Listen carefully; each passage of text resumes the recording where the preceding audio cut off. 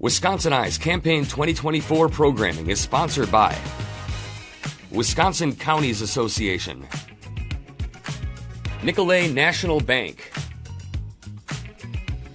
Wisconsin Hospital Association,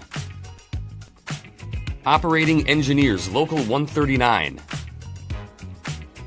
the Wisconsin Realtors Association, the Wisconsin Laborers District Council, and North Central State's Regional Council of Carpenters.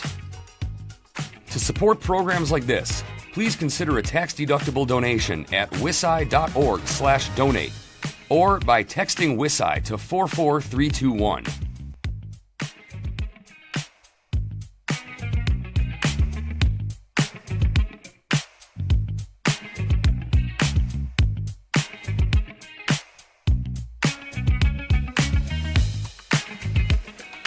Leng Xiong of Weston is the Democratic candidate for the 85th Assembly District.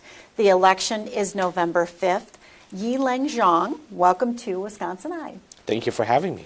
Thank you for participating in our candidate interviews. I'll start by asking you, what is your campaign's key message? Why are you running for this office? Sure. Before I talk a little bit, Lisa, I have to share a little bit about my history first. So I was born to two parents who were refugees, who came to the United States, escaping communism, persecution, and to chase the American dream. When they came here, they made sacrifices, huge sacrifices. We lost our aunt on the first day. She stepped on a landmine, was killed. And along the way, we lost my older brother because of the fact that they were crossing a Mekong, a communist outpost, and they had to give him opium to sedate him, but unfortunately he overdosed. My parents brought me to the United States here, and they emphasized that whatever I'm doing, whatever I'm able to do, I'm living in for those who couldn't make their way here. America is that land of opportunities, that land of dreams, and it's a place where individuals can not just get by, but get ahead as well. So I'm running because I am tired. I've been a voice for those who are voiceless, and I'm tired of waiting for things to happen. We see the challenges that our neighbors are struggling and facing every day, from the working class to the elderly to young folks. They're all struggling with the high cost, with no expansion of health care, protecting women's reproductive rights, and also ensuring that our community is safe. And that's why I'm running, because I've been in this community for a long time in various roles as elected officials on the DC School Board, Village of Weston Board, and also Marathon County. And I want to make sure that I'm being that voice that the Wausau and Weston desperately needs. So if elected, what's an example of a bill that would be a priority for you? Thank you for the question here. And there's two bills, actually, that I am thinking of. And one is about expanding and accepting the expansion of Badger Care to ensure that our neighbors are being taken care of. I've knocked on enough doors to know that they're experiencing challenges on a day-to-day basis, and that's a big issue for me here. We want to make sure our community is healthy and safe as well, which leads to the next bill, which is ensuring and providing funding for our first responder, whether they're law enforcement or firefighters, EMT. We need to make sure that our community is protected and safe. And I am proud of my record of being an individual who's been supportive of our first responder, whether it's mentoring youth so that they go into law enforcement, or helping individuals that are interested in becoming our nurses, doctors, or even becoming EMT and firefighters. So I'm proud of my record of supporting, and those two would be the two bills that I would be looking to introduce. So if you're elected, you'd be entering the Assembly during a biennial budget year, and the state is projected to have more than a $3 billion surplus. What would be your top two priorities for use of that surplus funding? Yeah, and most folks are always asking, are we just going to do one or the other? Whether it's giving money back to our folks, or is it going to be to spending that money? I think it has to be a bit of both. We need to deliver a tax cut for our middle class, but at the same time here, as you said here, the priorities that I want to address is going to be addressing the child care crisis, addressing the health care crisis, addressing the housing crisis, because we know that our Wisconsinites are struggling, and the state legislature has not addressed these issues that are impacting folks on a day-to-day basis, and we need to work on lowering the cost of living for folks all across the state of Wisconsin. You didn't mention K-12 education, I want to understand where does K-12 education fall within your platform and as a priority? So K-12 is very important to me because of the fact that I also sit on the DC Area School Board. But I also know that, we need to invest in our communities here. There's a lot of pressing issues, and I'm a person that wants to ensure that what I'm doing here is a reflection of the community. Education is very important. We need to support our students as well by investing in, in our teachers, investing in attracting, retaining the best and the talented individuals. And that could be potentially us going back and looking at the school funding formula, and ensuring that we're providing the necessary resources for our schools, because our schools are being asked to do more with less, and we need to invest in attracting and retaining good quality teachers, and also invest in providing additional funding for students with special needs. Because when we invest in our students, they are the future of our community here, and that is also a priority of mine. What about the state's higher education system? Four-year colleges, two-year colleges, technical colleges. What does the future of that system look like to you, and where should the legislature focus? That's a wonderful question here. And I have to say that our higher education are top-notch. They're an incredible institute. They have provided and attracted and developed and fostered great talent in our state of Wisconsin here. And we know we're struggling with a workforce shortage. We know that we're struggling with talent. So our universities and technical colleges, we need to support them in any way we can, so that way we can attract and retain good and quality folks, and to stay here. But also we have to remember that our higher education institutions are large employers in our community here as well. We need to support them, because if they're successful, we're also successful as well. Do you support an increase in funding for the University of Wisconsin system? Yes, I do support and supporting our higher education technical colleges and also our university system.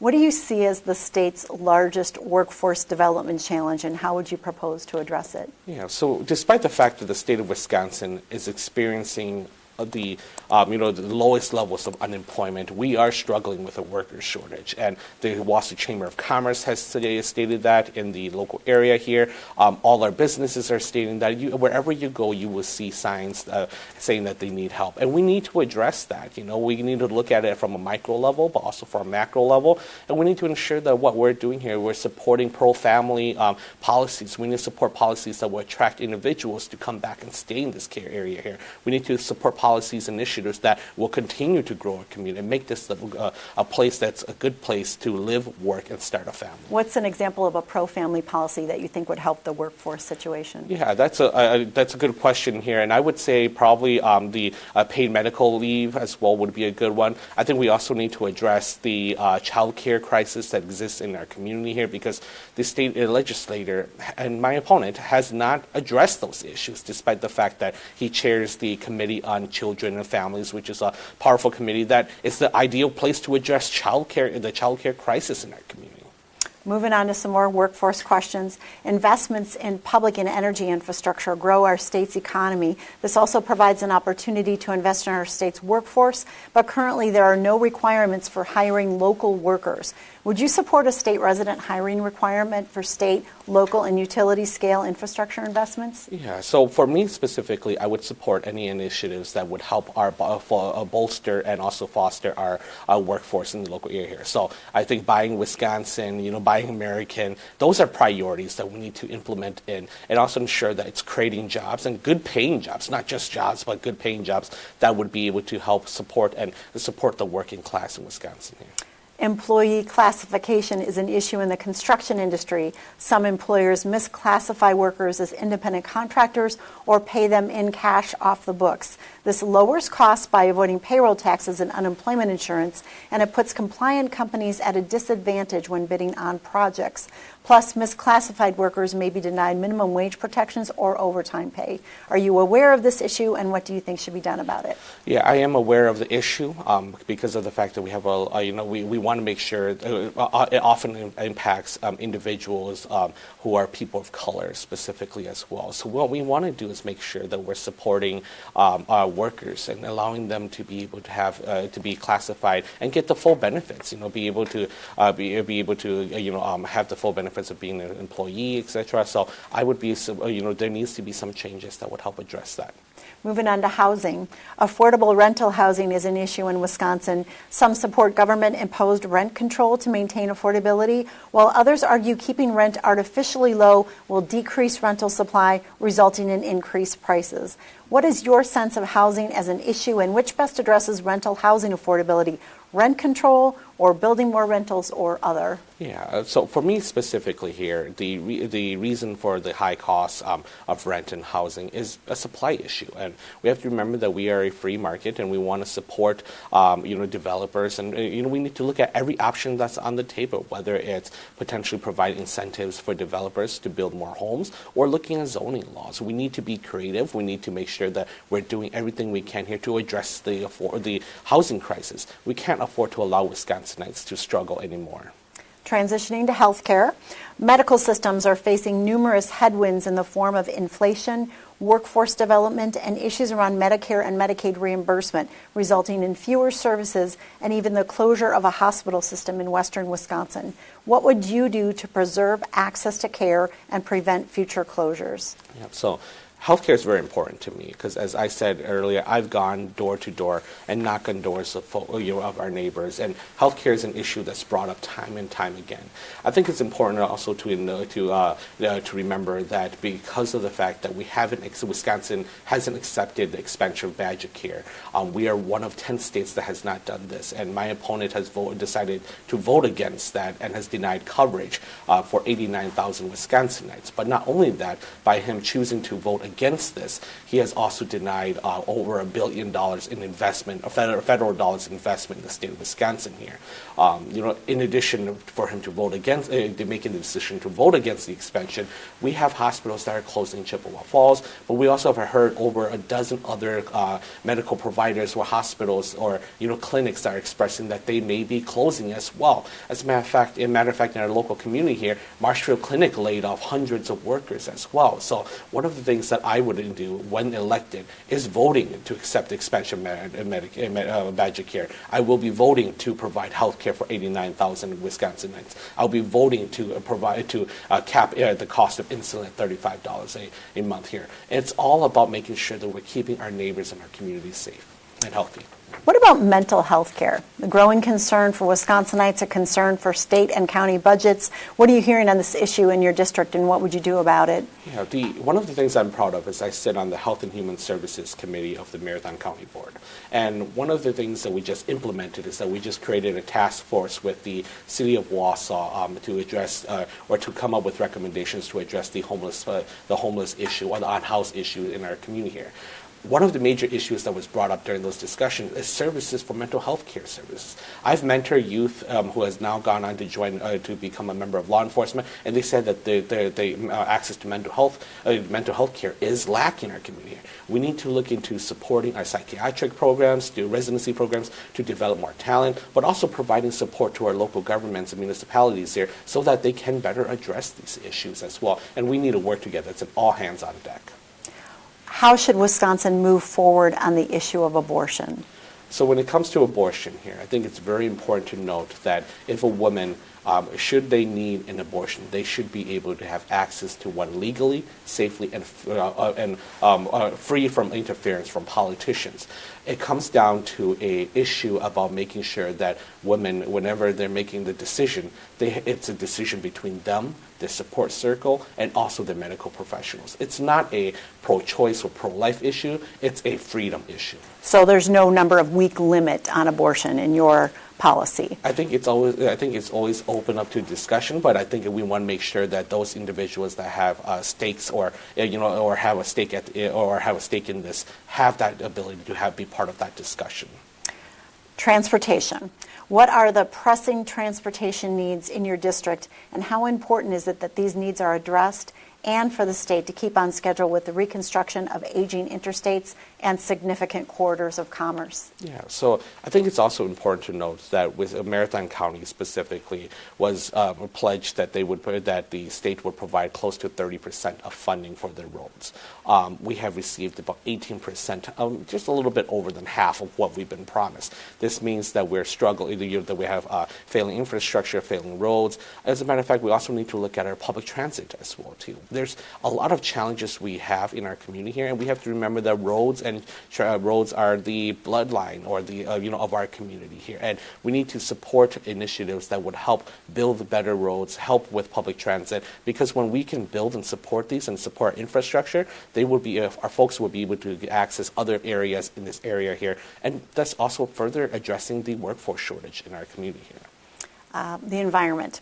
PFAS and other water contaminants are a concern for a growing number of Wisconsinites, including folks here in the Wausau area. Do you see this as an important issue, and how would you propose to address it? Yeah, that's a wonderful question. And I have to say that in the Hmong community, there's a saying that if you take care of the land would take care of you.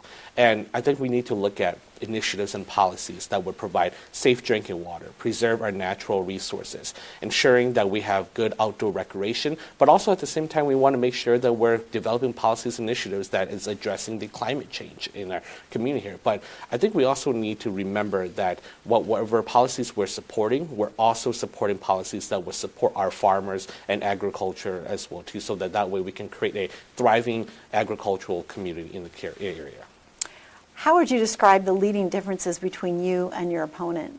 I think that's a interesting but a really good question as well too.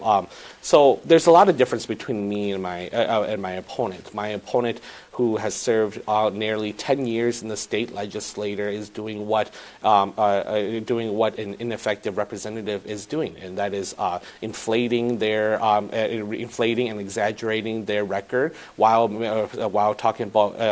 misrepresenting what their opponent stands for. He is the embodiment, or stands for what is wrong with Madison these days. I'm, on the other hand, I'm an individual who wants to focus on the issues that matters most, focus on the kitchen cabinet or table issues, such as when, for example, when Marathon County was struggling to find correctional officers.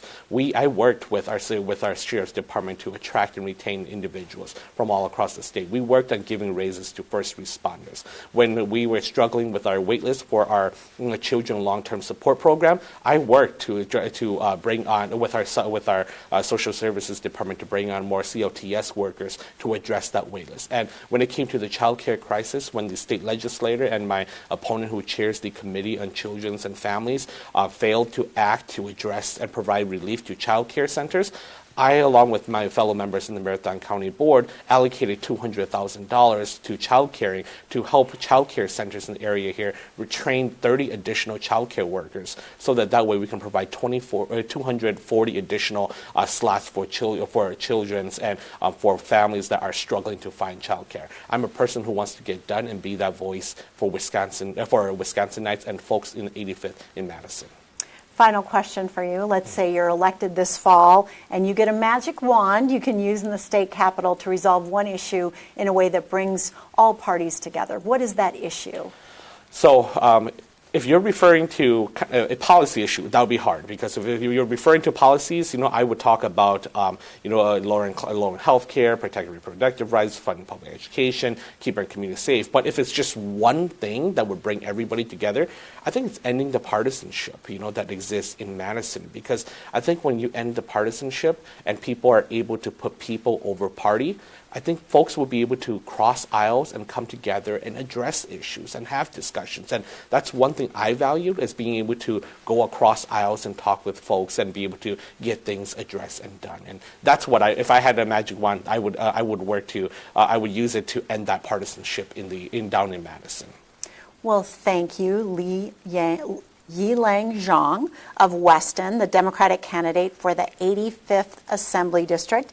The election is November 5th. Leng Xiong, thank you for talking with WisconsinEye. Thank you. This programming is brought to you by our generous sponsors. Thank you for watching.